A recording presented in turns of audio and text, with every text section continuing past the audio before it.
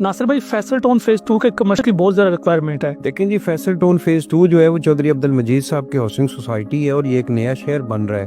और हाई पे इस वजह से है कि एक तो कमर्शियल के अपने अलग से क्लाइंट्स होते हैं, रेजिडेंशियल के क्लाइंट्स जो है उनका बजट कम है, वो रेजिडेंशियल में इन्वेस्टमेंट करते हैं। कमर्शियल के लिए इतनी बड़ा बजट भी चाहिए होता है। और सच्ची बात यह है कि चौधरी अब्दुल मजीद साहब के साथ जिन लोगों ने पिछले 10, 15, 20 साल के अंदर इन्वेस्टमेंट की हुई है कमर्शियल के अंदर स्पेशली, और उन लोगों को करोड़ों रुपए का फायदा हुआ है, मैं दावे के साथ कह सकता हूं कि आप फैसल टाउन फेज 1 उठा ले, आप फैसल हिल्स उठा ले, आप मल्टी प्रोफेशनल B17 सेक्टर उठा ले, F17 उठा ले, उसकी जो प्री लॉन्चिंग की बुकिंग कमर्शियल की थी आज वो डबल प्राइस में। अगर वो 10 करोड़ रुपए का प्री लॉन्चिंग बुकिंग पे था तो आज जो है वो 20-25 करोड़ रुपए का है।